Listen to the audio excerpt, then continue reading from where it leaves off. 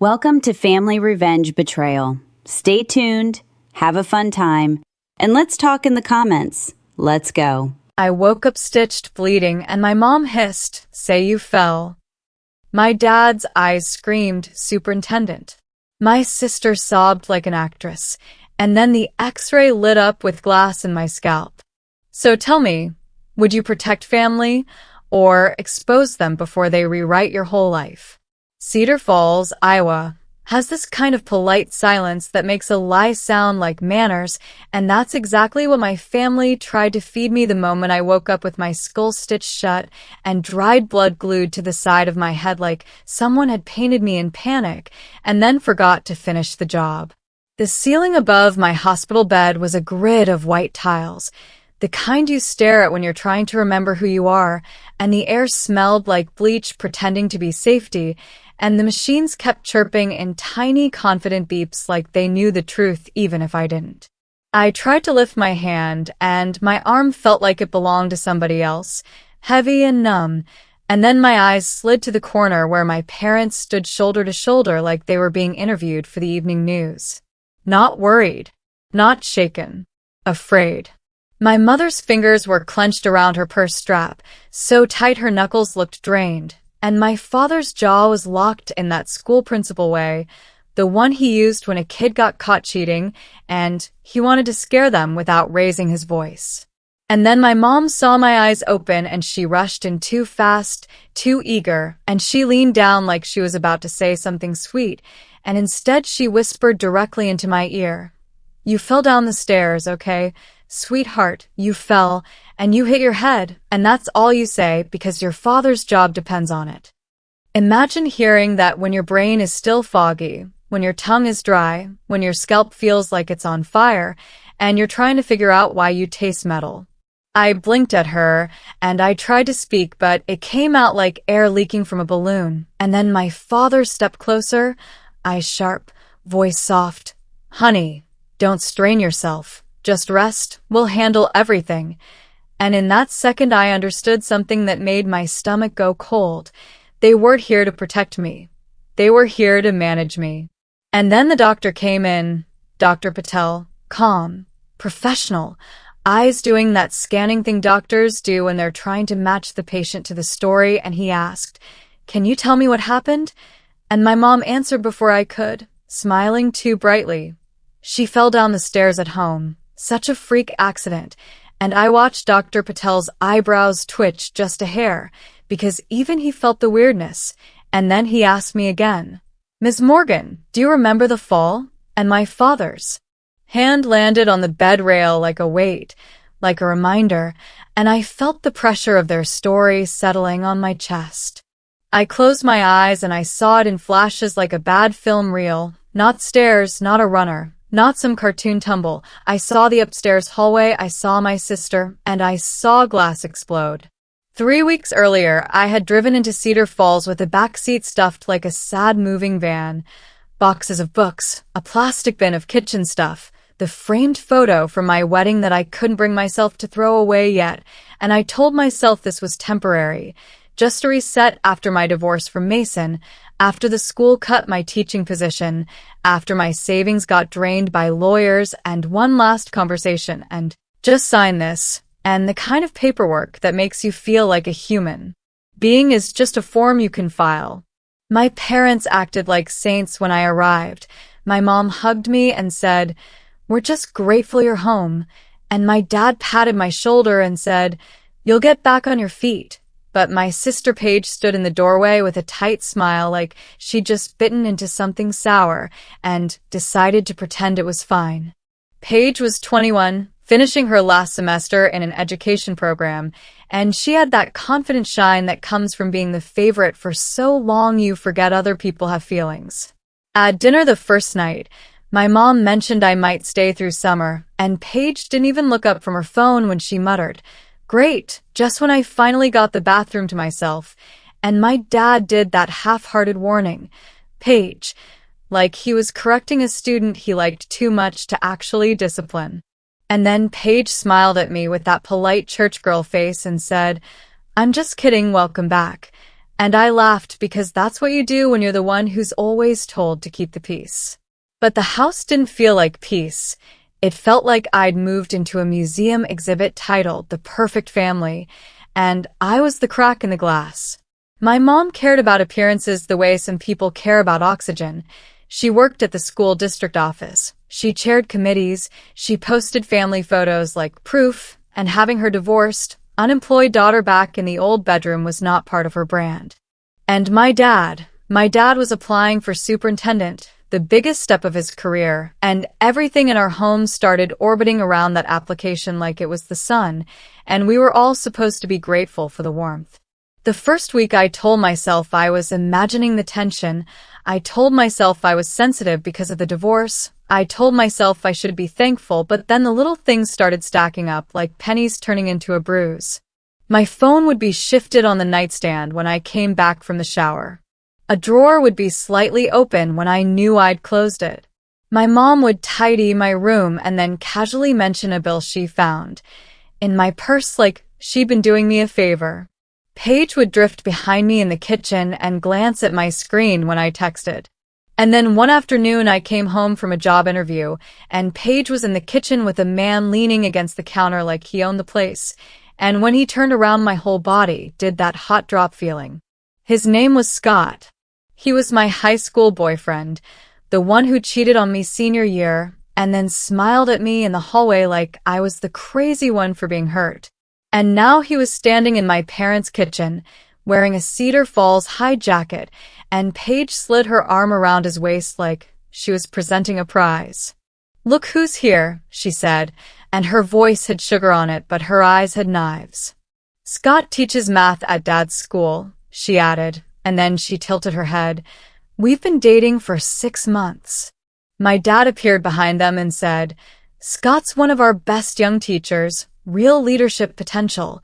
And Scott smiled at me like the last 10 years were nothing, like he wasn't the reason I stopped trusting my own judgment for a long time. I remember thinking, of all the men in this town, she picked him on purpose, and then I told myself not to spiral, because spiraling is what people call you when you notice patterns they benefit from. That night I couldn't sleep, and my mind kept doing that anxious math. Paige plus Scott equals humiliation. And then around midnight, I went downstairs for water, and Paige's phone lit up on the counter with a message preview that made my skin prickle. "Did you get the answers for the certification section?" Your dad said. I stood there holding my glass like it was suddenly too heavy, and I should have walked away, and I didn't, because curiosity isn't always gossip. Sometimes it's survival. I picked up her phone expecting it to lock, and it didn't, and then I saw the thread. Scott asking about test materials, Paige bragging about what Dad could access, and then my stomach turned into ice because it wasn't flirtation, it was cheating, professional cheating, the kind that ruins careers and lives, the kind that turns a school into a scandal. I put the phone down exactly where it was, and I went back upstairs like my feet didn't belong to me, and for 2 days I carried that secret around my ribs like a cracked bone. Because here's the trap: if you speak, you're a traitor, and if you stay quiet, you're complicit. And families like mine love traps because traps keep the truth exhausted. On Thursday afternoon, I was alone in the kitchen when Paige came in, and she froze when she saw me sitting at the island. Like, she could sense the shift, and she asked, "Why are you home?" And I said, "Interview got rescheduled." And then I took a breath and said, "Paige, we need to talk." And her smile didn't reach her eyes when she said, "About what?" And I said, "I saw your messages with Scott about the certification exam." And her face changed fast, first pale, then red, then hard. "You went through my phone," she snapped, and I said, "Your phone was unlocked." And she laughed like I'd told a joke. "God, you're pathetic." And then she leaned closer and said, "Just because your life fell apart doesn't mean you get to spy on mine." I told her, "This isn't about me, this is fraud and Dad's involved." And she stared at me, and then she did something that still makes my stomach twist. She smiled, slow and mean, and she said, "So, what are you going to do, report us? Ruin Dad? Ruin me? Is that your plan to feel powerful for once?" I said, I'm going to talk to Mom and Dad because this is wrong. And Paige stepped closer, voice low. No one will believe you. And then she hit me with a threat, the one designed to rot your confidence from the inside.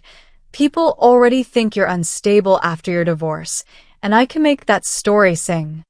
And right there, right then, I want you to pause with me because I need you to tell me something in the comments while you're watching this. Where are you watching from right now? What state? What city? What little town? Because I swear every family has a version of Cedar Falls, a place where reputation is treated like religion and the truth is treated like a threat.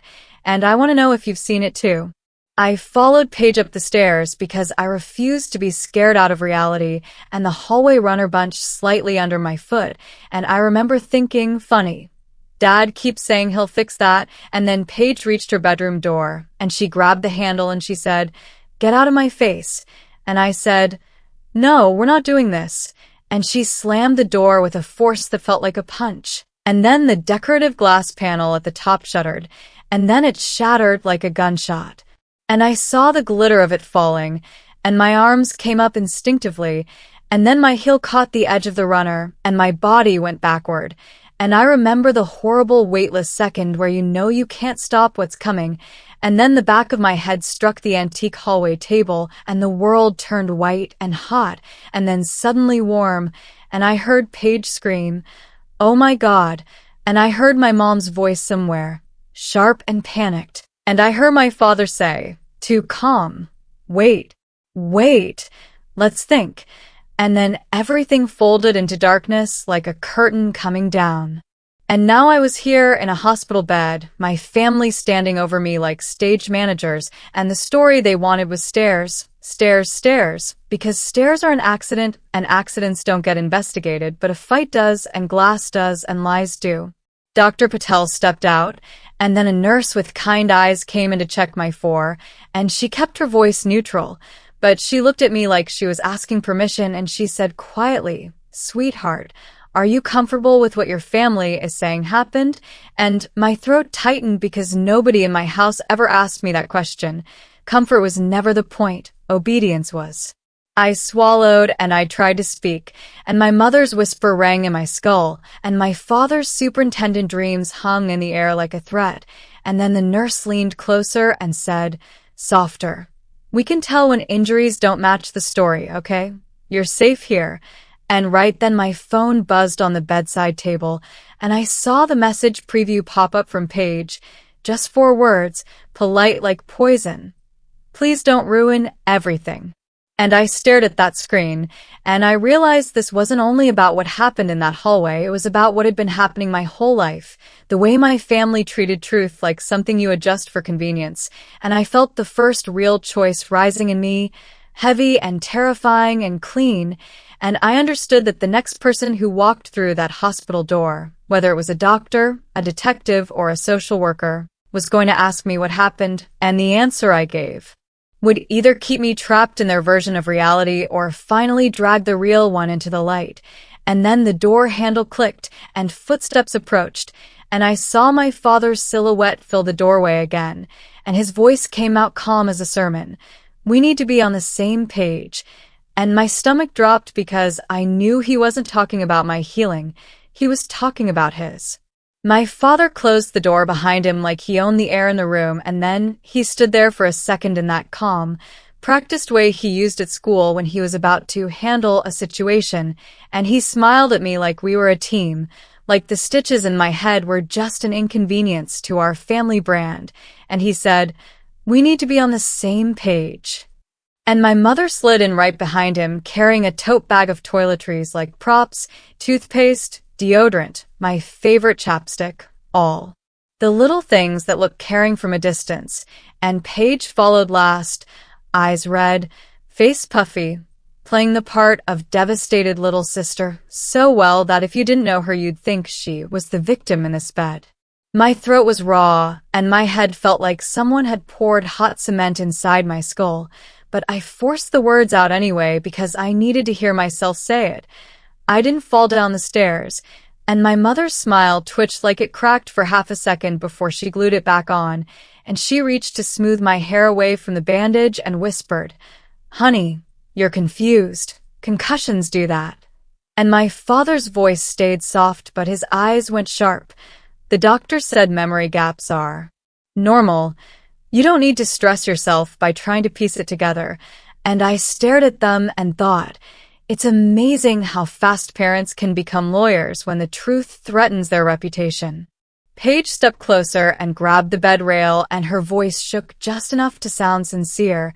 Lena, please, it was an accident. It doesn't matter how it happened. What matters is that you're okay. And I almost laughed because that's the lie right there. When someone says it doesn't matter how, it means it matters a lot, just not to you, to them. I tried to sit up and pain shot down my neck and the room swayed and my mother immediately pressed me back like I was a child. Don't move, just rest. And my father leaned in, mouth close to my ear the way my mother had earlier, and he said, the police may take a statement. Standard procedure. You tell them you tripped on the runner and fell. Nothing else, okay? And that word okay wasn't a question. It was a command dressed in concern. Then my mother added, casual as conversation, we can't have people thinking there's dysfunction in the home. And Paige did a tiny sniffle like she was hurt by the implication, like she hadn't just slammed a door so hard it exploded into my scalp. And here's what I want you to picture, not the words, the faces. My mom's eyes flicking to my dad every time I spoke, checking his reaction. My dad's jaw clenching when I didn't immediately agree. Paige watching me like a predator watches a gate, waiting to see if it's locked. I said, you're asking me to lie. And my dad's smile faded, and for the first time his voice got that principal edge, low and firm. I'm asking you to protect this family, and my mother nodded. Your father's superintendent application is being reviewed next week. A domestic incident. Even an accident could become a circus. And Paige chimed in. And I'm about to start student teaching. If the state board gets wind of something like this, they'll scrutinize everything.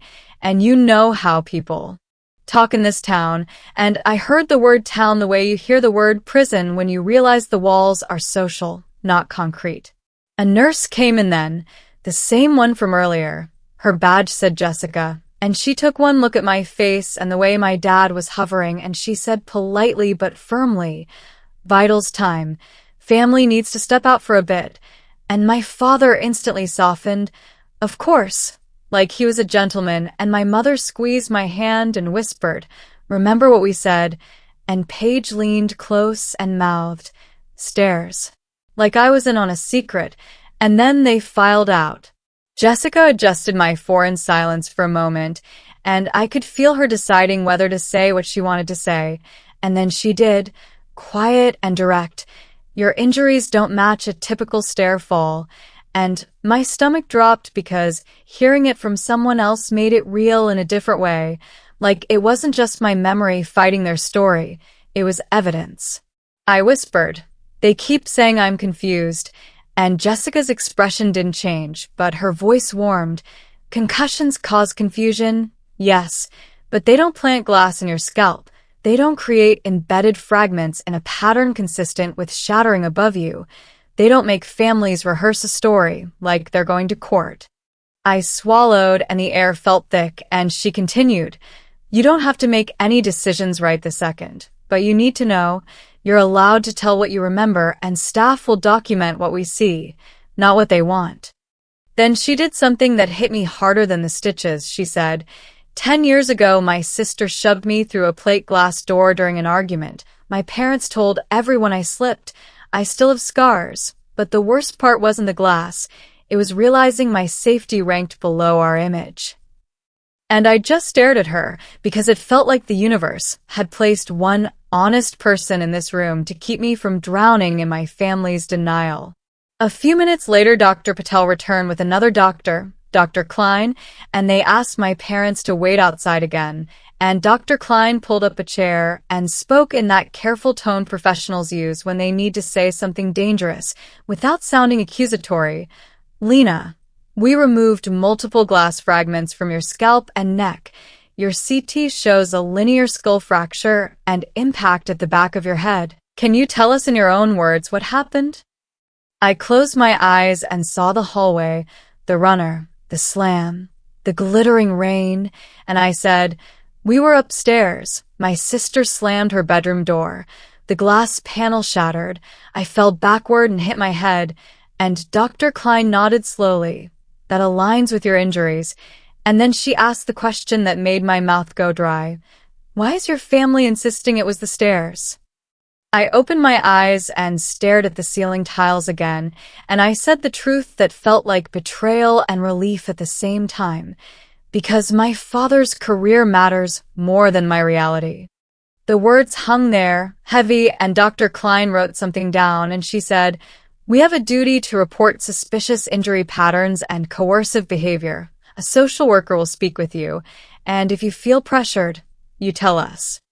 When my parents came back in, their faces were tight with polite panic, like they'd been waiting in the hall rehearsing their smiles, and my dad asked too quickly, "Everything okay?" And Dr. Klein answered professionally, "We're just ensuring the medical record reflects the mechanism of injury accurately." And my father's eyes flicked to me like a warning shot. Later that night, when the room dimmed and the hospital got that quiet hum of late hours, I heard commotion in the hallway, voices rising, and then I recognized my father's tone, the one he used in school board meetings when he wanted to sound reasonable while bending people. "I'm just asking you to correct the misunderstanding. She's concussed, she's confused." And a nurse responded, firm. "We document what we observe and what the patient reports, Mr. Morgan. You don't get to rewrite it." I lay there listening with my heart pounding, thinking, he's trying to edit my life like it's a report card. Near midnight, an orderly came to wheel me to imaging for another scan, and when he stepped into the room, my brain sparked with recognition. His face older, but the same kind eyes. "Lena Morgan," he whispered, surprised. "It's Mike Dawson, yearbook committee, remember?" And even through pain, I managed a tiny smile because suddenly this place didn't feel entirely anonymous. He pushed my bed into the elevator, and when the doors closed, he leaned in, voice low. "Your dad was at the nurse's station earlier trying to get them to change language in your chart. He was mad when they wouldn't, and people are talking." I whispered, "Talking about what?" And Mike's jaw tightened. "Talking about how your injuries don't match stairs, and how your family looks scared, not worried." Then he did something so small but so huge, he slid a folded piece of paper into my hand. "My number, if you need anything, no pressure, but if you need someone who isn't part of your family system, call me." Family system. He didn't say family. He said system. Like he could see it too. Back in my room, I stared at that paper, and I felt two truths wrestling inside me. One that wanted to be the good daughter and swallow the story for peace, and one that wanted to survive, not just physically, but as a person who could trust her own mind. The next morning, a woman named Grace came in, silver bob, gentle voice, cardigan like a librarian, and she introduced herself as a hospital social worker, and her eyes were kind but not naive. "Do you feel safe at home?" she asked, and I hesitated because this is the trap. The word safe sounds dramatic, and dramatic is the label families like mine use to discredit you. So I said, "Generally," and Grace tilted her head. "Generally is not the same as yes." And then she added quietly, "Staff observed your mother going through your phone while you were asleep, and your father attempted to access your medical record without authorization." My stomach turned. "They went through my phone." And Grace nodded. "We documented it." Documented. Another word that felt like oxygen. She asked, "Is there someone you want us to contact outside your family?" And I thought about how my friends had scattered after college. How Cedar Falls friendships can be polite but not deep, and I almost said no. But then I thought of Mike, and I swallowed and said, "Maybe someone." And Grace handed me a card. "Day or night, if you feel pressured or threatened, call."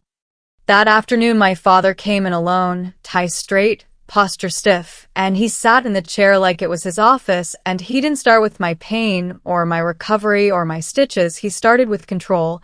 "What did you tell the detective?" And I blinked, "Detective?" And He nodded like it was a minor detail. They're sending someone to take a statement. Standard, but you need to fix what you told the staff. You need to correct the record. You fell down the stairs. And I stared at him and said, "Why are you more worried about a record than the fact that I could have died?" And his face flushed. "Don't be dramatic." And there it was again. The gaslighting packaged as discipline. He leaned forward, voice low and urgent. "My superintendent interview is next week. People don't promote instability. They don't promote scandal. Do you understand what you're doing?" And I said, "I'm telling the truth." And his eyes hardened. "Truth is what people believe, Lena, and right now people will believe your concussed brain over our consistent story. And that's a problem." Imagine your father saying that to you while you're still dizzy, while your head is bandaged, while your body is still trying to remember how to stand. He stood to leave and paused at the door and said, "Don't make me regret taking you back in." And he walked out like he'd dropped a mic. My phone buzzed a second later with a message from Paige. Just one line, "Sweet is poison. If you do this, everyone will know what kind of person you are." And that was the moment I realized the cover story wasn't about protecting me from embarrassment. It was about protecting them from consequences, and if I didn't cooperate, they were prepared to turn the town against me, and I could practically hear the gossip already. Divorce teacher has a breakdown, jealous of her sister, making accusations unstable, dramatic, and I thought, how many people have been buried alive by that exact storyline? I texted Mike with shaking fingers. "Are you working tonight?" And he replied fast, "Yes, what's up?" And I typed, "I need to know what's in my medical records from childhood. Is that possible?" And he answered, "Give me time." And I stared at the screen feeling both guilty and desperate. Because asking for proof against your own family feels like treason until you remember they already chose treason against you the moment they chose reputation over your life. And as the evening settled and the hallway lights dimmed, I heard footsteps again, softer this time, and the door opened, and Mike slipped in like he didn't want the walls to hear, carrying a plain folder tucked under his arm, and he looked me dead in the eyes and said, "Lena, there's a pattern." And my heart dropped because I knew whatever was inside that folder was going to change what I thought my childhood even was. Mike set the folder on my blanket like it weighed 100 pounds, and he didn't open it right away. He just looked at my face the way you look at someone before you hand them news you can't take back. And then he said, "I shouldn't be doing this, but I've watched your dad try to bully staff all night. And I've watched your mom scroll your phone like you're a teenager who stole car keys. And I'm telling you straight, if you go back home without understanding the pattern, you're walking back into the same trap." I swallowed, and the bandage on my scalp tugged as my skin tightened, and I forced my voice out, "What pattern?" And he flipped the folder open and slid the first page toward me, an ER intake form with my name typed in black, and right under the diagnosis line, the same word repeated like a stamp, accident, accident, accident, and my stomach sank because I knew those visits. I remembered them like little snapshots. But I'd always remembered them with the soundtrack my parents supplied, the version where I was clumsy and Paige was just spirited. Mike pointed with his finger. "This one is when you were 8, broken wrist. Mechanism of injury says fell from playset after sibling collision. And this one is 12. Concussion mechanism says tripped after being startled by sibling. And this one is 15. Ankle sprain. Mechanism says slipped on wet stairs after sibling mopped." And every single time, there's a note from nursing. See this line right here. Parents declined further evaluation. Declined to wait for social work consult. And then there's another note. Family adamant injury was accidental. Requests minimal documentation. My mouth went dry, and I tried to laugh, but it came out like air. That could still be accidents. And Mike's face stayed calm, but his eyes didn't. One accident is an accident. 3 accidents with the same person involved is a pattern, and the bigger pattern is your parents working overtime to keep the record clean. My thoughts started racing, and my head throbbed like a drumbeat, and all I could see was little moments I'd filed away as normal. Paige bumping me too hard near the pool, and my mother saying I was being dramatic, Paige breaking my favorite mug and crying so my father scolded me for making her upset, Paige getting away with that small, cruel smile because she knew the house rules. Don't make a scene, don't embarrass the family, don't force mom and dad to choose, because the choice was already made. Mike leaned in and lowered his voice. There's more. Your current doctor wrote that your injury timing doesn't match the 911 call. She suspects delay and nursing noted coercion attempts. And there's something else I found that's not medical. He pulled out a separate sheet, not from the hospital system, something printed from an internal incident log, and he tapped a line that made my stomach flip. Your sister's name shows up in a campus report last year. Property damage, broken door glass, roommate complaint, resolved informally, and it was never escalated. I whispered, I didn't know that, and Mike said, you weren't supposed to. That's the point. The people around her keep absorbing the impact, so she never has to. I stared at the folder and felt something in me crack open. Not anger yet, not revenge, something colder, clarity, because if this was the pattern, then last night wasn't a freak thing. It was just the first time the mask slipped hard enough to draw blood. I said, why would my parents cover for her? And Mike's answer hit me like a door slam. Because she's their investment, and you're their liability, and I'm sorry to say it like that. But watch what happens. They're not asking Paige to be accountable. They're asking you to become invisible again. He stood up like he needed to leave before someone noticed him. But before he did, he slid his phone across my tray table. Text me if you need a ride, a safe place, anything. And if you want copies of this, tell me now, because once your dad realizes this exists, he'll try to bury it. I grabbed his wrist gently. Thank you. And he nodded once. Get better, and don't let them rewrite what your body already knows. After he left, the room felt too quiet, like the beeping monitors were the only witnesses left, and I lay there staring at the folder like it was a mirror showing me a face I'd avoided for years.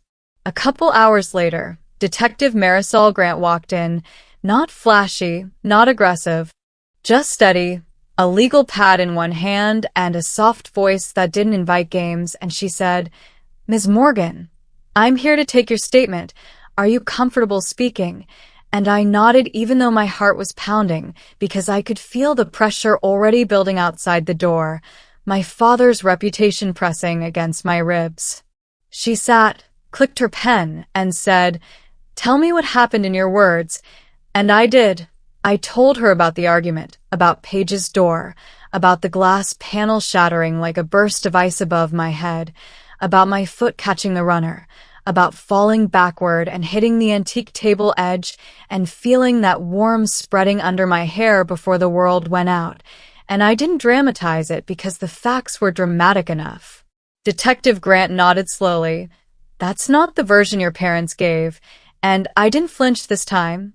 They wanted to be stairs, and she asked, why? And I heard my own voice come out steadier than I felt, because my father is applying for superintendent and my sister is about to enter the teaching field, and they believe image is more important than truth. The detective's eyes held mine. Did anyone delay calling 911?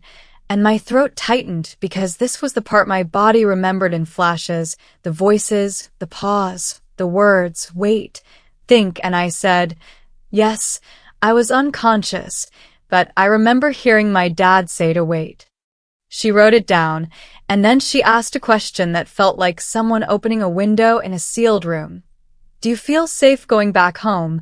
And I hesitated because my whole life I'd been trained to answer yes, even when my gut screamed no. And then I remembered glass in my scalp and a skull fracture and parents rehearsing a story like a press conference, and I said, I don't trust them to put my well-being first. Detective Grant nodded and her tone stayed calm. That's enough for now, but I want you to understand, coercing a victim to change a statement, attempting to alter medical documentation, filing a false report, those are serious. She stood and handed me a card.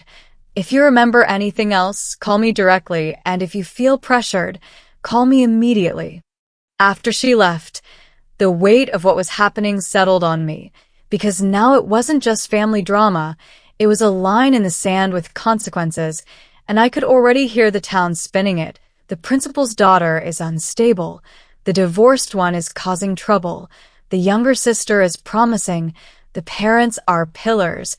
And suddenly I understood something ugly and useful. The people who scream family loyalty the loudest usually mean loyalty to their version of events. Right then, before the next wave hits, I want to ask you something, and I want you to answer honestly in the comments because I read them and you're not alone in this. If your parents asked you to lie to protect their reputation after you got hurt, would you do it? Or would you tell the truth and let the chips fall where they fall? And while you're typing, tell me where you're watching from because I've learned this isn't just a small town problem. This happens in quiet houses everywhere. And if you're one of the many people watching who haven't subscribed yet, join our community. Seriously, most of you watch and disappear, and I get it, but hit subscribe now because the next part is where the mask fully comes off, and you're going to want the full sequence. Thank you, alright. That evening my parents came back in like a storm wearing smiles. My mother first with a tray of soup she knew I couldn't eat. My father behind her with that controlled posture, and Paige trailing, eyes glossy. And the second the door clicked shut, my father asked, "What did you tell the detective?" "No hello, no how are you feeling, just damage control." And I said, "The truth." And my mother's face crumpled like she was the injured one. "Why would you do this to us?" And I had to bite my tongue, because the audacity of that sentence almost made me dizzy. Paige took the seat closest to my bed and whispered, "Please, Lena." I said, "I'm sorry, it was an accident." And I believed part of that. I believed she didn't plan to kill me, but I also believed she didn't care enough to stop the chain of events once it started. And my father leaned close and his voice dropped. "You're going to destroy everything we've built because you can't handle being back home." And something in me snapped cleanly into place. "No, you're destroying it because you're choosing lies over my life." My father's eyes went flat. "Watch your tone." And I said, "Watch your priorities." My mother reached for my hand and her grip was too tight. "We love you. We're trying to protect you." And I pulled my hand back and said the sentence that made Paige's eyes flicker with fear. "You protected her, not me, and you've been doing it my whole life." Paige's voice sharpened through the tears. "Stop making it sound like I'm some monster." And I didn't raise my voice. I didn't need to. "I'm not calling you a monster. I'm calling you a pattern." My father stood up fast like he was going to tower over the conversation, and a nurse stepped in instantly like she'd been listening at the door. "Mr. Morgan, visiting hours are over. Your daughter needs rest." And my father forced a smile so tight it looked painful. "Of course." And as he left, he leaned down and whispered the real message, the one meant to scare me back into obedience. "If you keep pushing this story, you'll regret it." My mother followed, wiping her eyes like she'd been wronged, and Paige lingered for half a second and whispered, "You think anyone will believe you over all of us?" And then she left too, and I lay there staring at the ceiling thinking, that's the whole game, not what happened, but what people will believe happened.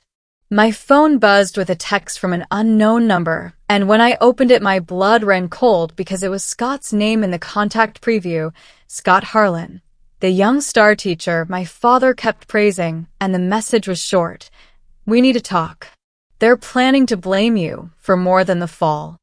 The moment I saw Scott Harlan's name light up my phone, my stomach did that slow drop like when you miss a step on the stairs. Ironic, right? Because my family wanted stairs to be the whole story. And here comes the one person who could blow up their entire little perfect family narrative with one sentence. I stared at the message. "We need to talk. They're planning to blame you for more than the fall." And my first thought was, of course they are, because people like this never stop at one lie. They build layers like insulation, and the thicker it gets, the harder it is for anyone to see the truth underneath. I typed back with one thumb because my other hand was still weak from the 4 bruises. "What do you mean, Scott?" And then I deleted it because I hated that I was even asking him. hated that I still felt like I had to be polite to people who lived in the same ecosystem as my father's reputation. So I typed, "Say it straight," and he replied almost instantly, like he'd been waiting. "They're telling people you're unstable, that you've been spiraling since the divorce. And if the state board looks at the certification stuff, they're going to say you're doing this out of jealousy and mental health issues. And I have proof." Proof. That word hit different in a hospital bed when you've got stitches in your scalp and a family practicing lines like actors backstage. I looked toward the door, half expecting my mother to glide in, and snatched my phone like she'd done when I was 16, and then I remembered Grace, the social worker, had already told me staff saw her going through it while I was asleep, so it wasn't paranoia, it was pattern recognition. I texted Scott, "How do we talk?" and he sent, "Tomorrow morning. Before they come. I'll be in the parking lot by the ambulance bay.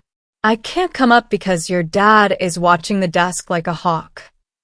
That sentence alone told me everything about who was really in charge of this situation. Not the doctors, not the police, not even my injuries. My father's fear was running the entire building like a second administration. I didn't sleep that night. I just laid there listening to the steady beep of the monitor and thinking about how fast a family will sacrifice one member to keep the rest looking clean, and I kept hearing Paige's whisper, "You think anyone will believe you over all of us?" Because that's the kind of sentence that doesn't just threaten you, it tries to rewrite you. Around 2:11 a.m., Nurse Jess came in to check my vitals, and she took one look at my eyes and said, "You're not resting." And I said, "I don't think I'm supposed to." And she gave me that tired, older sister half smile like she understood the language of families that pretend. And she leaned closer and said quietly, "If your family comes in early tomorrow, ask for a privacy hold and use the words, 'I don't feel safe with them alone.' That triggers procedures, not drama." That was the first instant value moment that made me feel like I wasn't crazy, because it gave me a lever, a real one, not a speech, not a moral lecture, a practical step that changes the power dynamics. Morning came with that hospital light that always feels too bright and too honest, and by 8:03 my father was already texting like a supervisor with a deadline. "We need to talk before the detective comes back," and I didn't answer. Grace arrived at 8:20 with her clipboard and that gentle voice that hides a spine of steel, and I told her, "I want a privacy hold, and I don't want my family alone with me," and she didn't flinch. She just nodded and said, "Okay, we'll put a note in your chart and staff will enforce it." That one decision felt like closing a door that had been open my entire life. At 9:15, an orderly wheeled me down for a follow-up scan, and I used that as my exit, because the hallway is where secrets get told. Everyone knows it. Elevators and parking lots are where the truth leaks out when living rooms are full of rules. The air outside by the ambulance bay was cold enough to wake my nerves up, and I sat in the wheelchair with a blanket over my lap. And then I saw him, Scott, leaning against a dark sedan like he was trying to look casual, but his jaw was tight and his eyes kept flicking around. And for the first time since high school, I realized something. This man wasn't here because he cared about me. He was here because he cared about himself. And sometimes self-interest tells the truth faster than love does. He opened the passenger door and said, "I can't be seen too close to you." And I almost laughed because that sentence was so small town it could have been stitched on a throw pillow. And I said, "Then talk fast." And he pulled out his phone and hit play on a voice memo. My father's voice came through first, calm, authoritative, the exact tone he used at school assemblies. "If this ever comes out, we say she's unstable. We say she's been acting erratic since the divorce. We say she fell because she was careless. We don't need her version complicating the superintendent review." Then Paige's voice, soft at first, like she was playing innocent. "And if she tries to blame me, I'll say she was screaming, that she scared me, that she was coming at me, and then the door slammed, accident, and then, maybe she did it to herself for attention." I felt my stomach twist because hearing your sister casually suggest you might fake near death is a different kind of betrayal. It's not anger, it's disgust. And then my mother's voice joined. We just need to get through the week. After that, we can deal with her privately. Privately. That one word is where the danger lives, because privately means no witnesses and no accountability.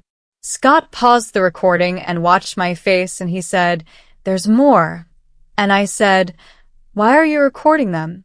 And he shrugged in that slick way men do when they want to look like they're not scared. Insurance. Your dad and Paige were helping with certification stuff. I didn't trust them not to throw me under the bus, so I kept receipts. I stared at him and said, "So you were cheating?" And he didn't deny it. He actually had the nerve to smile like we were sharing a secret at a bar. Everybody bends something to get ahead, and I leaned forward as much as my body would allow and said, "No, everybody doesn't. People with character don't. People with power just convince themselves they're special." He blinked like he wasn't used to being talked to that way, and then he went back to bargaining. "Look, I'll give you the full recordings, but I need you to understand. If this goes public, my job is gone, Paige's future is gone, your dad's career is gone. And here's where I'm going to pull you into the room with me, because this is the moment every viewer argues about. What would you do if telling the truth sets the whole house on fire? Would you still strike the match if it's the only way to stop the gas leak?" I looked at Scott and said, "They were willing to kill my credibility to save themselves." And he said, "They were scared." And I said, "No, they were strategic. Because fear makes you panic, strategy makes you calculate, and my father was calculating while my blood was on the floor." Scott handed me a small flash drive and said, "It's all there, and I also have screenshots of texts about the exam materials." And my hands shook as I took it, not from weakness, from rage that finally had a direction. I asked him, "Why bring it to me now?" And he hesitated, and that hesitation told me the truth before his words did. "Because the state board is sniffing around, and your dad hinted he'd say I pressured Paige, and if he drags me down, I'm dragging everybody." There it was, the real motive, and honestly, I didn't care because truth delivered by a selfish person is still truth. I said, "You know this makes you a rat." And he smirked. "Better a rat than the sacrifice." And I stared at him and thought, my whole life I've been the sacrifice so the golden child can stay shiny. I went back inside with a flash drive hidden in my blanket fold, and the second we hit the elevator, my phone lit up with my mother's name, then my father, then Paige, like a coordinated attack, and I didn't answer any of it because the truth is, once you realize your family is managing you like a PR problem, you stop treating their calls like love. Up in my room, Grace was waiting with Detective Marisol Grant, and the detective looked at my face and said, "You look like you remembered something." And I didn't even sit up all the way. I just said, "I have evidence they plan to discredit me." And my own voice sounded unfamiliar, like a person who finally stopped negotiating with liars. Grace said, "Do you want to share it?" And I said, "Yes, but I want protection. I don't want them near me, and I don't want them touching my phone again." And Detective Grant nodded, like she respected the clarity. "We can arrange that. Tell me what you have." I explained the recording, the plan, the mental health smear, the word privately, and I watched Detective Grant's eyes sharpen on that detail because she knew exactly what deal with her privately can mean in families who protect an image at all costs. She said, "If you provide those recordings, this becomes more than a domestic incident. It becomes obstruction and witness intimidation." And as she said that, the door opened, because of course it did, and my father walked in with that principal posture and my mother behind him, and Paige trailing with a face like she'd been crying for the camera, and my father froze when he saw the detective sitting there, and his smile didn't reach his eyes. "Detective, I didn't know you were here." And Detective Grant didn't play polite. She said, "Mr. Morgan, step out now." And my father's jaw twitched because he wasn't used to being ordered in a room, and my mother started in with the soft voice, "We're just worried about our daughter." And Detective Grant cut her off. then you should have called 911 immediately and told the truth. My father turned to me, and his voice went quiet, dangerous quiet. What did you do? And I looked him dead in the face and said, I stopped protecting you. Paige's eyes widened and she snapped, You're ruining our lives. And I said, You almost ended mine. And the room went so silent you could hear the monitor beeping like a metronome counting down the moment the facade finally collapses. Detective Grant stepped between them and said, This conversation is over. Leave. My father stared at me one more time like he was trying to memorize my face as the enemy, and he leaned close enough that only I could hear and whispered, If you think you're safe, you're not. And then he walked out, and my mother followed, and Paige followed last.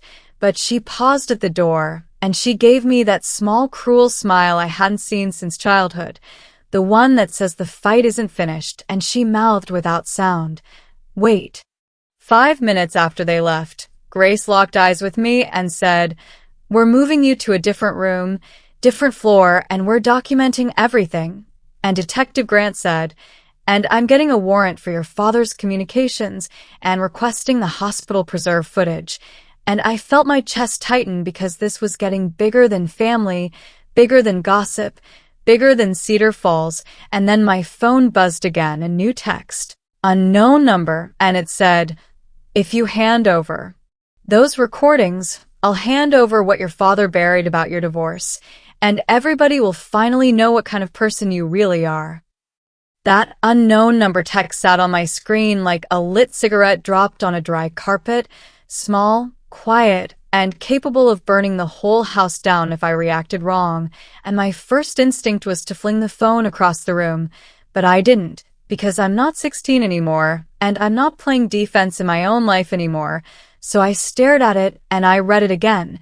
If you hand over those recordings, I'll hand over what your father buried about your divorce, and everybody will finally know what kind of person you really are. And I swear to you, the part that hurt wasn't the threat, it was the familiarity, because that is the exact emotional weapon my family has always used. Not I'll hurt you, but I'll redefine you. Like your identity is a chalkboard they can erase and rewrite whenever it suits them. I sat there in that hospital bed in Cedar Falls Memorial, bandaged head, bruised arms, heart pounding, and I thought, okay, so now it's not just the stairs lie, now it's blackmail.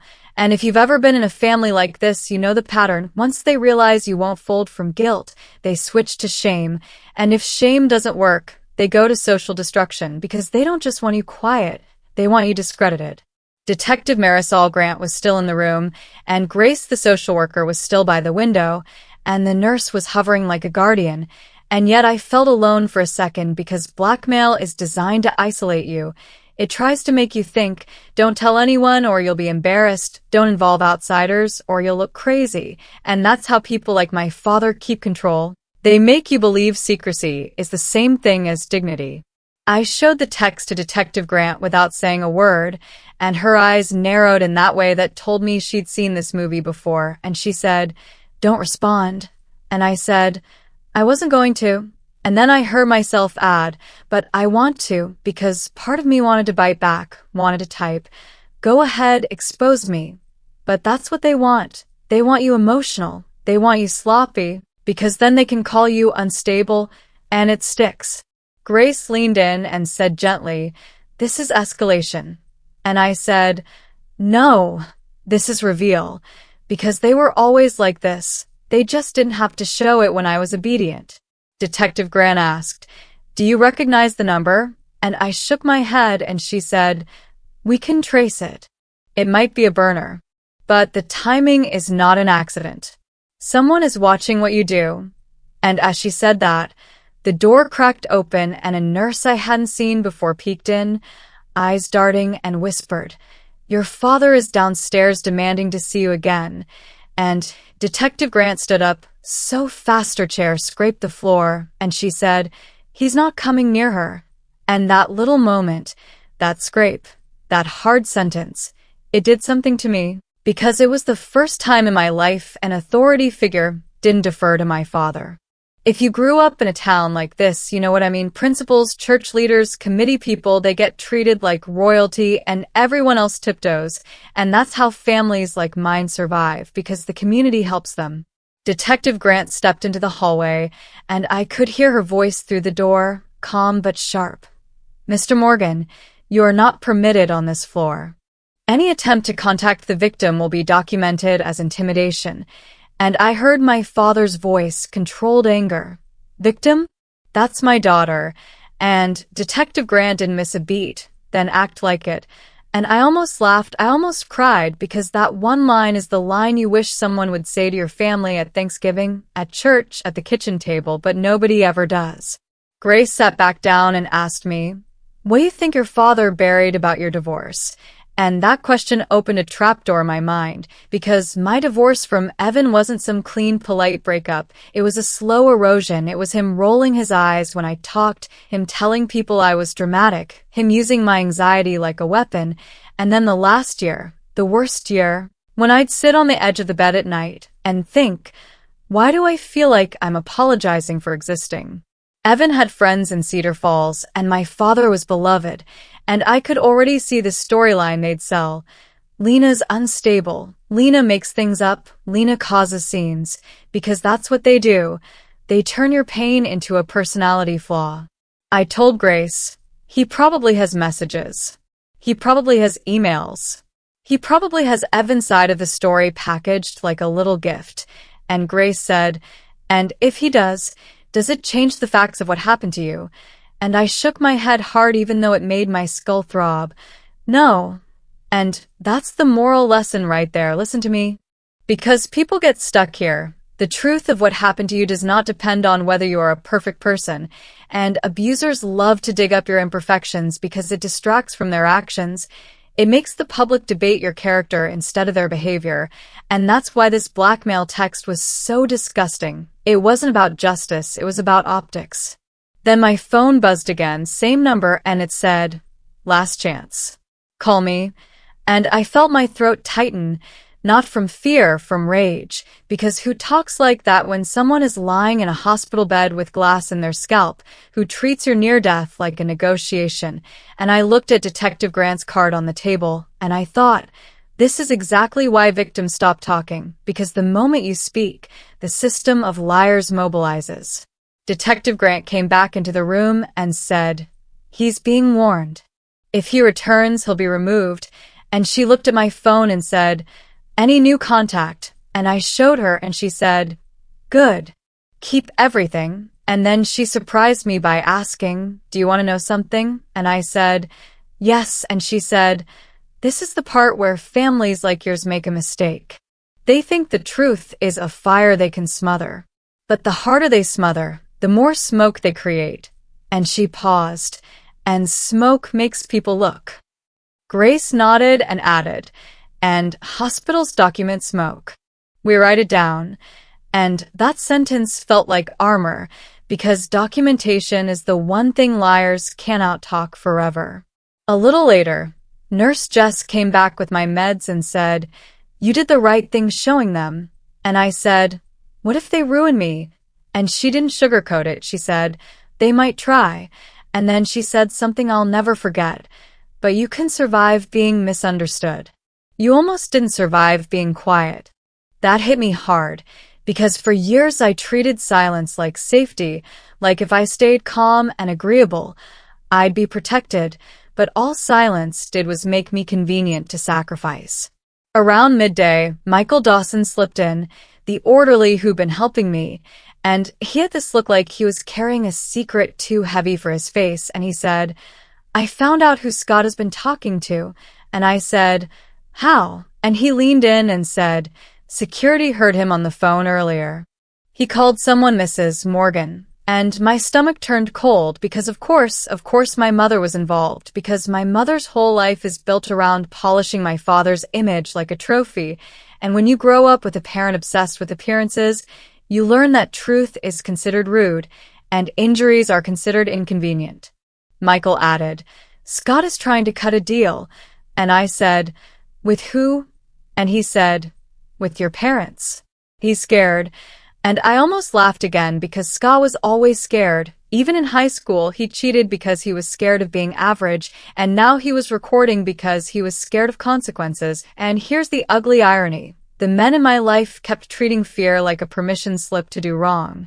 I asked Michael, "Can you help me do something?" And he said, "If it's legal." And I said, "I want to preserve everything, the texts, the recordings, the footage. I want copies outside this hospital, because the minute your family starts trying to change your chart, you realize how fragile the truth is if it lives in one place." Michael nodded and said, "Grace can help you with a safe storage plan." And then he paused and said, "And Lena?" And I said, "Yeah." And he said, "You need to decide today whether you're going back to that house, because if you do, they'll isolate you, they'll manage your phone, they'll help you recover, and you'll wake up 6 months from now thinking you imagined the whole thing." And he wasn't being dramatic, he was being accurate. Grace came back in with paperwork for temporary housing through patient advocacy, a small furnished place near the hospital, and I signed it with a shaking hand. And as I did, my phone buzzed again, same number, and this time it was a photo, a screenshot of a private email thread, my name in the subject line, my father writing to Evan's mother months ago. "We're concerned about Lena's mental state. She's become volatile. If you proceed with divorce, we will support you in protecting Evan's reputation." And my vision blurred, because it wasn't just that my father covered up my injury, it was that he had been quietly undermining me behind my back for years, like a gardener poisoning one plant so the other can look healthier. And I whispered, "He was helping my ex." And Grace said, "That's emotional betrayal." And Detective Grant said, "And potentially witness intimidation if it's being used now." And my hands curled into fists under the blanket, and I looked at the screenshot, and I thought, so this is what they meant. This is what they buried. They didn't just want to protect their careers. They wanted to control the narrative of my entire life. I want you to answer me in your head right now, because this is where the comment section will explode. If your parent helped your spouse destroy you, is that still family loyalty? Or is that treason dressed up as concern? Because to me, that is the line you don't uncross. I took a slow breath and I said out loud, to the room, to myself, "I'm not negotiating with people who tried to rewrite my reality." And Detective Grant nodded like she'd been waiting for that sentence, and she said, "Then here's what happens next. We formalize your statement. We attach these messages. We request the hospital preserves all footage. And we move you somewhere safe." And Grace added, "And we put a no-contact boundary in writing." And Nurse Jess said, "And if they show up again, we call security." And for the first time since waking up bleeding, I felt something other than pain. I felt control. Then my phone buzzed one more time, new text, and it read, "Meet me tonight, and I'll give you the full file, not just that email, the whole thing, recordings, documents, everything your father did, but you have to come alone." And the sender name wasn't a number anymore. It was a contact name that made my skin go cold, because it wasn't Scott, it wasn't Paige, it wasn't my mother, it was Evan. The text from Evan sat there like a slap you can't wash off. "Meet me tonight, and I'll give you the full file, but you have to come alone." And for a second, I actually heard my father's voice in my head, calm and instructional, the way he used to talk when he wanted to steer you without looking like he was steering you. "Be smart, Lena."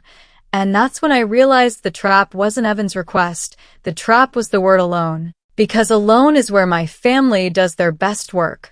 Alone is where they rewrite your reality. Alone is where they make you doubt your own memory. Alone is where they can say later, "She agreed." She admitted, she begged, she threatened, and nobody can contradict them.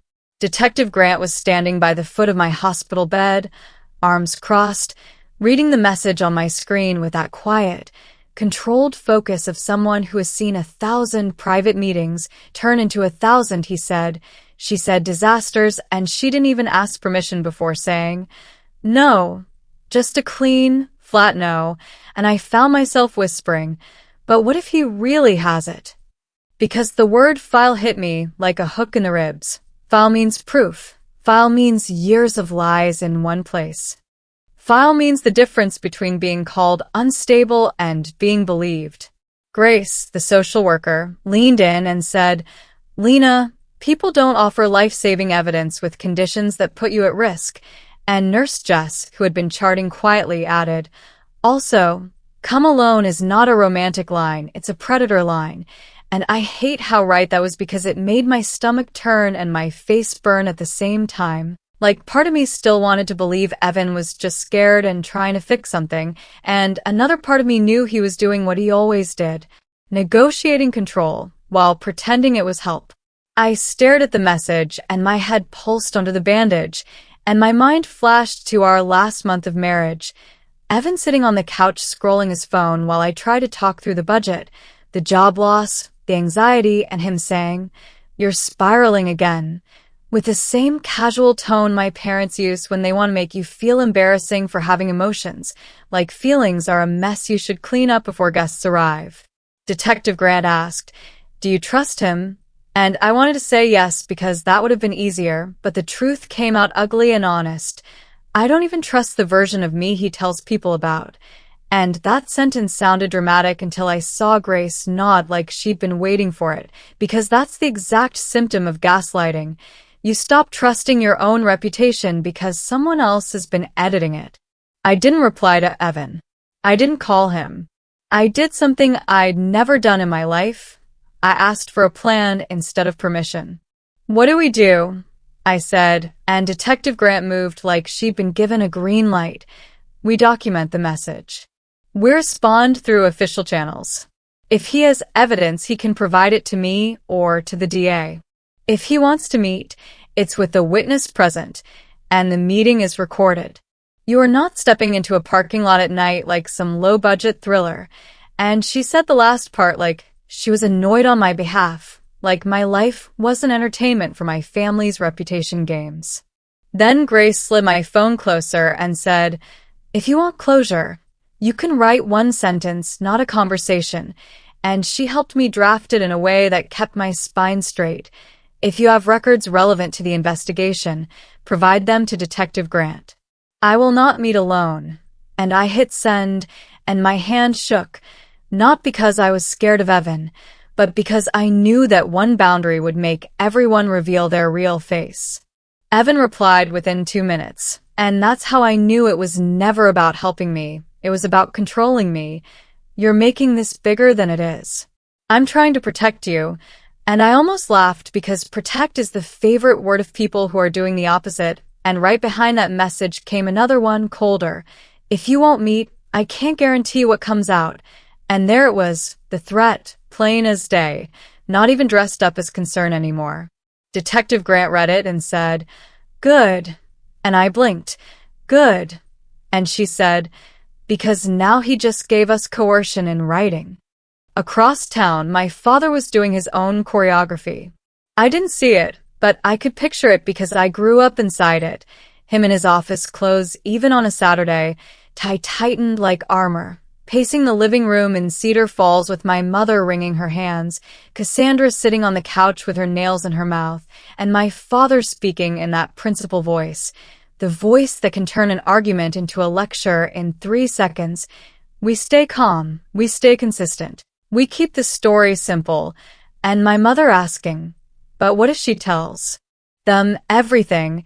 And Cassandra snapping, she already did, and my father's jaw tightening because he hates being outmaneuvered by the child he trained to stay small. Scott would be panicking too, because Scott doesn't have loyalty, he has survival instincts, and the minute he realized the school board could turn on him, he'd start shopping information like it was insurance, and I could imagine him texting Evan, "She won't meet," and Evan replying, "Then we apply pressure." Because Evan's favorite move is to call pressure truth. In my room, Grace helped me finalize the discharge plan, temporary housing, follow-up neuro checks, physical therapy for balance, a safe contact list, and as she read it out loud, she paused and said, "Your family is going to frame this as you being vengeful." And I said, "Of course they will." And she said, "So we counter it with calm facts, not emotion." And I swallowed because that's the hardest part when you've been hurt. You want to scream so people can feel it, but screaming is what they're waiting for because then they can call you unstable, and the whole town nods like it makes sense. That afternoon, Detective Grant got a call and stepped into the hallway, and when she came back, her expression had shifted.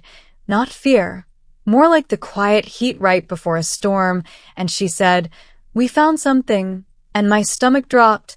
"What?" And she said, "Scott Jenkins just contacted the department through his attorney," and even hearing his name in a legal sentence made my skin crawl. Because the last time I saw him before all this, he was standing in my parents' kitchen with his arm around Cassandra, like he'd won something that used to be mine. Detective Grant continued, "He says he has recordings of your father and sister discussing certification exams, and he's offering to cooperate in exchange for immunity on his part."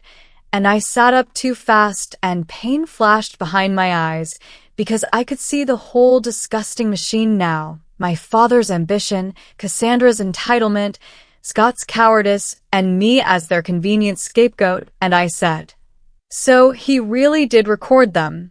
And Detective Grant said, "Yes," and Grace exhaled like she'd been holding her breath since I woke up, and Nurse Jess muttered, "Of course he did. Like men like Scott always keep a parachute." Detective Grant asked, "Do you know why he's turning now?" And I said, "Because he thinks the boat is sinking," and she nodded, "Exactly." And then she added the part that made my heart slam against my ribs. "And he says there's a second set of recordings." And I went cold. "Second set." And she said, "Recordings where they discuss what to do about you, how to manage your credibility, including language about your mental health and your history with Evan." I stared at the ceiling tiles like they had answers hidden in the little perforations, and my mind went to the screenshot of my father writing Evan's mother. "We're concerned about Lena's mental state." And suddenly, it wasn't just betrayal, it was strategy. It was a long-term project of making me easy to dismiss. And if you've ever been the family's designated problem child, you know how evil that feels. Because you can't fight a label the way you fight a punch. Labels stick to you. I asked Detective Grant, "What happens next?" And she said, "We bring Scott in. We verify the recordings. We interview the board. We lock down the testing angle. And we expand the investigation into obstruction and intimidation."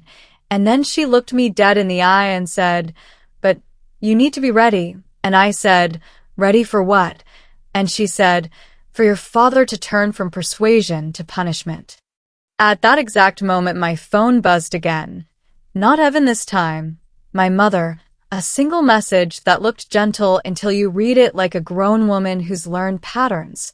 "Sweetheart, we are coming to get you tomorrow. You cannot stay with strangers. Come home, and we will handle this as a family." And that's when Cassandra's message arrived right after, like a tag team punch. "If you don't come back, Dad's lawyer is going to release the truth about your divorce and your episodes. Don't make us do this." And I swear my whole body went hot then cold, because that sentence revealed everything. The fake tenderness, the united front, the "we're worried," the "for your own good." It's all just a velvet glove over a fist. And I looked up at Grace and said, "They're going to try to take me back." And Grace didn't flinch. She said, "Then we make sure they can't." And Nurse Jess said, "We've got security." And Detective Grant said, "And I'll be here." And I believed them, but the fear still rose in my throat, because the hardest thing about leaving a toxic family isn't the leaving. It's the moment you realize they don't see you as a person who can choose. They see you as property that wandered off. Then Evan texted again. One final line that made my blood run cold, because it sounded like my father wrote it for him. "If you don't meet me tonight, I'm handing the file to your dad, and tomorrow you're going to wake up and your whole town will think you lied about everything." The second Evan hit send, my whole body did that ugly little trauma math where your brain starts calculating exits before it finishes reading the sentence, and I just stared at the screen thinking, wow, so this is the move. This is the exact moment the mask slips, and the "I'm protecting you" act turns into "I'll destroy you." And I know some of you watching have lived through this. When somebody says they love you, but their first weapon is your reputation. So tell me right now, do you think Evan crossed the line, or was he just scared? Because I'm telling you, Fear doesn't write ultimatums, control does. And then Detective Grant held her hand out, palm up, and said, "Give me the phone." Not because she wanted to control me, but because she wanted to protect evidence, and there is a difference, a huge difference, and she took a photo of Evan's message, screenshotted the thread, and then had Nurse Jess print my chart note that already documented coercion, and it felt surreal. Watching professionals move with calm precision while my own family's entire strategy was to turn chaos into confusion. Grace sat beside me and said, "Lena, look at me." And I did, and she spoke like she was re-anchoring me to the room. "Your father does not get to be the gatekeeper of truth. Not anymore." And I almost cried because that sentence should have been obvious. But when you grow up in a house where image is oxygen, you start believing the person with the best reputation automatically owns the story. Detective Grant asked me one question. If Evan really has something, where would he keep it? And my brain answered before my mouth could. Cloud, because Evan is the kind of man who can't keep a secret without keeping a backup. And then she said, "Good." And she typed on her phone and called in a request to freeze relevant accounts through the DA's office. And I watched her do it and realized my parents never expected me to have allies who actually know systems, because my parents' power comes from social pressure, not legal procedure. A minute later, Detective Grant said, "We're not waiting for him to run this file to your dad." And she turned to me and added, "We're going to give him a choice that makes him expose himself."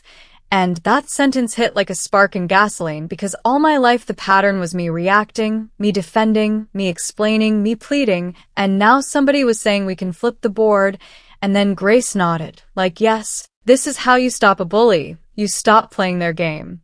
Detective Grant wrote Evan a single message from my phone while I watched, and she made sure my thumbs weren't the ones doing it so nobody could later claim I typed in anger, and she kept it cold and clean. "Detective Grant has been informed of your claim. Provide the file to her immediately. Any attempt to deliver it to third parties will be treated as witness intimidation and obstruction." And the moment it went out, my heart started hammering because I could picture Evan's face, that fake wounded look he does when he gets caught. The one that says, "Why are you doing this to me?" Like accountability is betrayal. Evan called instantly and Detective Grant answered on speaker. "This is Detective Grant." And the silence on the other end was loud, like his brain was rebooting because he expected me, not law enforcement. And then he went into this smooth performance voice. "I just want to help Lena. I have information that could protect her." And Detective Grant didn't bite. She didn't argue. She didn't negotiate. She just said, "You threatened to release it to her father. That is coercion. If you have evidence relevant to an investigation, you will provide it now. If you don't, you will stop contacting a hospitalized victim with threats." And I swear my skin prickled at the phrase hospitalized victim, because that's the exact reality my family kept trying to edit out. And Evan tried to pivot. "I didn't threaten her. I warned her. Her dad is worried about her mental health." And Detective Grant cut him off. "Do not diagnose her. Do not discuss her mental health. Provide the file." And for the first time since I woke up, I felt something like power return to my body. Not loud power, not rage power, quiet power, the kind that comes from someone else finally saying what you were never allowed to say. Evan started stuttering, and then he said something that made my stomach drop. "Look, Mr. Morgan already knows there's an investigation." He called me. He said Lena is confused, and I felt my face go numb because there it was. Proof my father had already reached into my life like a hand through a vent, touching things he has no right to touch. And Detective Grant's eyes sharpened. "Your father called you," she repeated, and she kept her voice calm, but it had steel under it. "Tell me exactly what he said." And Evan hesitated, and you could hear his self-preservation wrestling with his loyalty, and then he tried to play dumb. "I don't want to get involved." And Detective Grant said, "You're already involved." And then she did something I'll never forget. She said, "You're on a recorded line, Evan. You can either help yourself by telling the truth, or you can help them by lying and get dragged into this." And that was the moment Evan cracked. Not because he suddenly grew a conscience, but because he could smell consequences, and he said Lena is unstable after the divorce and she's making accusations out of spite, and that if I had anything, I should bring it to him so he can handle it quietly, before it becomes public. And my throat tightened because that phrasing, handle it quietly, was my whole childhood in 4 words. Bruises become clumsiness, insults become jokes, danger becomes misunderstanding, and now he was trying to handle my near-death the same way. Detective Grant didn't react emotionally at all. She just said, "Thank you. Now provide the file," and Evan's voice got small. "It's not like that, and she said, "Now," and he finally admitted, "It's on my laptop, and there are audio files and screenshots," and Detective Grant said, "You'll bring it to the station within 1 hour. If you contact Mr. Morgan again, you'll be arrested," and Evan tried one last move. "Can I talk to Lena?" And Detective Grant said, "No," and ended the call. I sat there breathing like I'd just run down a long hallway, and Nurse Jess whispered, "That man is not your ally." And I nodded because I finally understood something that might help somebody watching who keeps blaming themselves. When someone threatens your name, they're not scared of losing you. They're scared of losing control of you. An hour later, I wasn't even discharged yet, and my phone lit up with a message from my mother that looked like love but smelled like manipulation. "We heard you're telling people lies. Your father's heart can't take this. Please stop." And right after, Cassandra sent, "If Dad loses his career, that's on you." And I stared at those words, and I want you to hear me clearly, because this is the part so many people get trapped in. They commit the harm, and then they hand you the bill for the consequences, and they call it family loyalty. And if you've ever been in that position, go ahead and type 1 word in the comments, just 1 word: boundaries. Because I need you to see you're not crazy for wanting them. Detective Grant got another call and nodded, then looked at me and said, "He's coming in," and my chest tightened, and Grace touched my arm and said softly, "You're safe," and I wanted to believe it. But my mind flashed to the hallway outside Cassandra's room, the shatter of glass, the warm blood, the delay, the whispers, and I remembered the worst part wasn't the injury. It was waking up to my mother's mouth at my ear saying, "Tell them you fell," like my life was a problem to be managed. Then the door opened and security stepped in first, and behind them, my father appeared in the doorway of my hospital room like he owned the building, dressed too neatly for a crisis, tie straight, posture perfect, the image of Cedar Falls respectability, and he smiled at the nurse like this was a school board meeting and said, "I'm here for my daughter." And the nurse said, "Visiting hours are limited," and my father's smile thinned, and he looked at me like a principal looks at a student. He's about to discipline, and he said quietly, "Lena, we need to talk alone." And Detective Grant stepped between us like a wall and said, "No." And my father's face changed in a blink, like the warmth switched off, and he said, "Detective, with respect, this is a family matter." And Detective Grant replied, "It became a legal matter when you filed a false report and attempted to alter medical documentation." And my father's eyes flicked to me, sharp with warning, and my mother appeared behind him, pale and trembling, and Cassandra behind her, eyes red but not from sadness, from fury, and Cassandra hissed, "You did this." And my father raised a hand like he was calming her, but he wasn't calming her. He was managing the optics. And then he leaned toward me and said, in that same soft voice he used when I was a kid, and he wanted me to comply without making a scene, "You're making a mistake you cannot undo." And I looked at him and realized he wasn't afraid I'd die. He was afraid I'd talk. And then Detective Grant's radio crackled, and she looked at me once, just once, and said, "We have the file." And my stomach dropped because I knew whatever Evan handed over was either going to save me or ignite the town, and the way my father's eyes narrowed told me he already sensed it too. And right then, my father whispered the most chilling thing I'd ever heard him say, calm as coffee after church. "If that file exists, Lena, It belongs to this family, and if you hand it to them, you will lose everyone you have left. My father said it like a blessing and a curse at the same time. If that file exists, it belongs to this family. And for a second, I actually felt my old self reach for the familiar leash, that reflex where you start negotiating your own reality just to keep the peace. And then I looked at Detective Grant's face and saw something my family never offered me: neutrality, not love bombing, not guilt, not threats, just facts. And then she said, "Mr. Morgan, step back." And he smiled again, that polished public smile, and he tried to redirect like he was running a faculty meeting. "Detective, you're misunderstanding." And then Cassandra snapped, loud enough for the hallway, "Lena is doing this because she's jealous. She always does this." And my mother grabbed Cassandra's wrist like she was trying to physically pull the truth back into her body, and then my father leaned in and whispered to me through clenched teeth, "You're going to burn the whole town down just because you can't handle being the disappointment."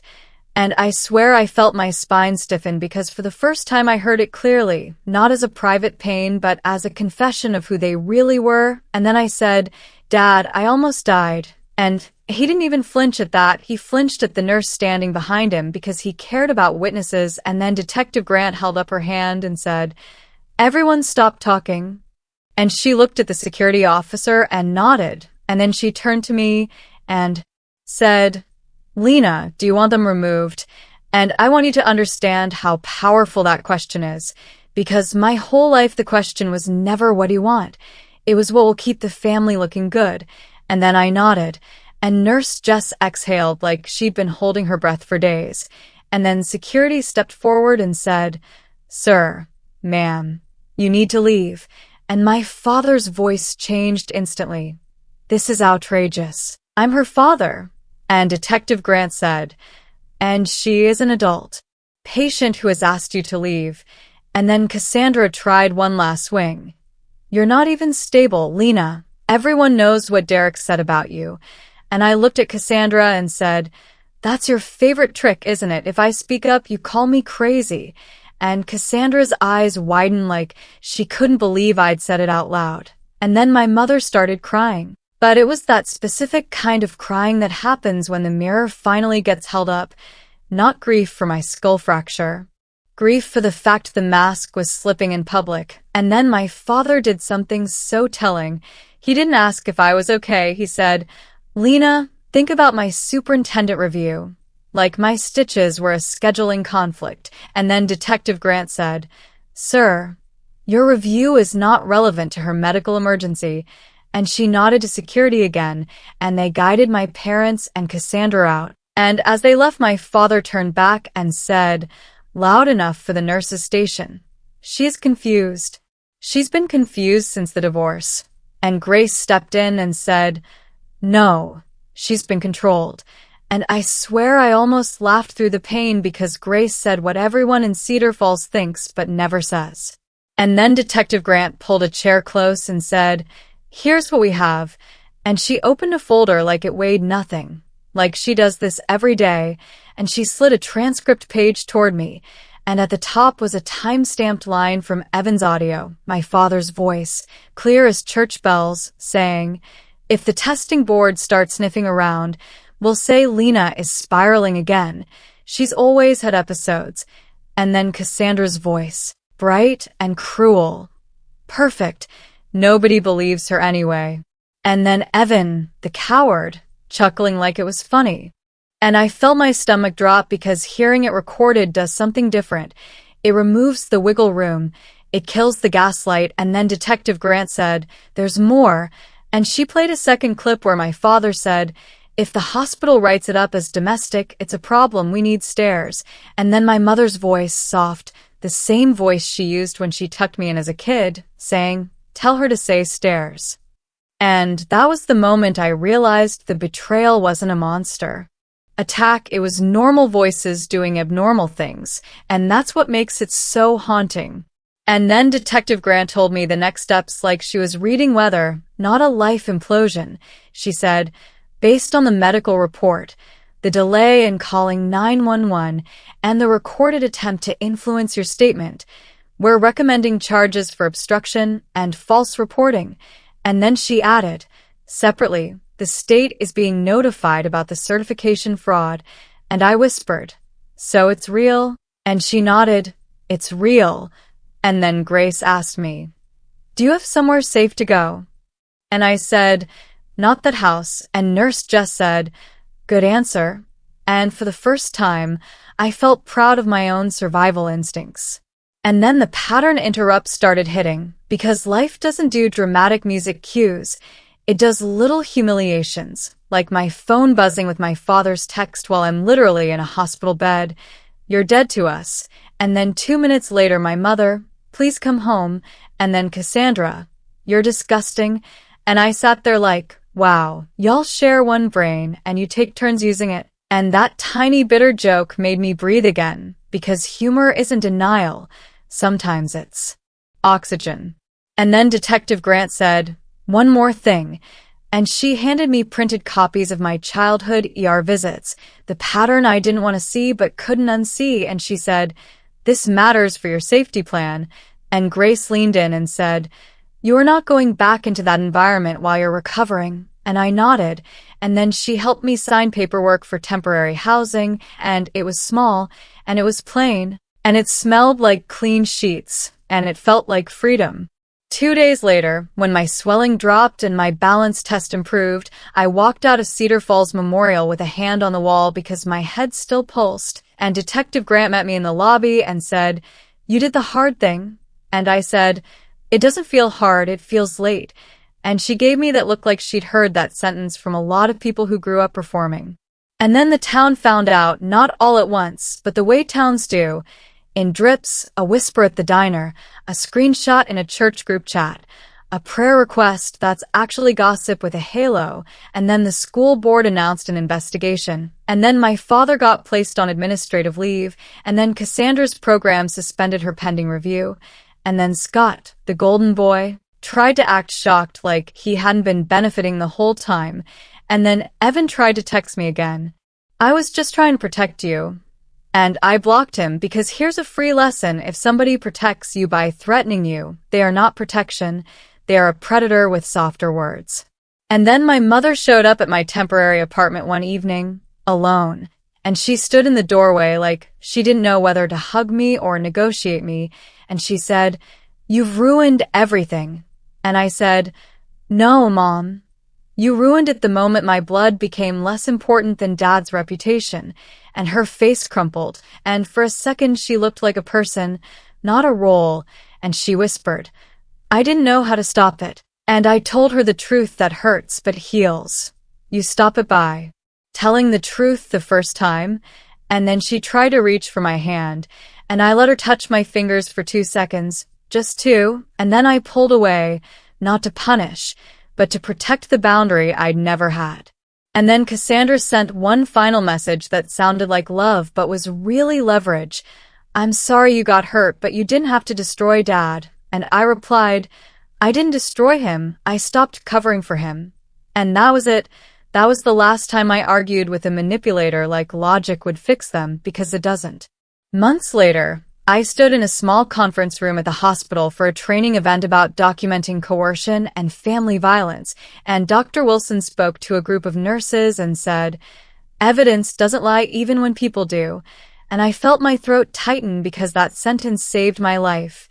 And Michael, the orderly who slid me the truth when everyone else tried to hide it, stood in the back and gave me this supportive half-smile. And I realized something else. Family isn't always who raised you. Sometimes it's who refuses to let you be erased. Now I need you to answer me in the comments, because I want a real discussion. If you were Lena, would you have told the truth even knowing it would blow up your parents' careers? Yes or no? And if you've ever been pressured to lie to keep the family together, type truth so other people know they're not alone. And one more thing, because we don't just entertain here, we educate too. If you're watching this and you're a parent or grandparent, listen closely. The greatest gift you can give a family is accountability, because the child you protect from consequences becomes the adult who creates consequences for everyone else. And then, Just when I thought the worst was over, Detective Grant called me on a Tuesday morning and said, "Lena, we just received a new submission." And I said, "From who?" And she paused, and then she said, "From Scott." And my stomach turned because Scott wasn't confessing out of integrity. He was bargaining, and then Detective Grant added, "He claims he has one more recording, a private one, from the night of your injury." And I felt cold all the way down my arms because I suddenly remembered my father's voice in the hallway. "Wait, let's think about this."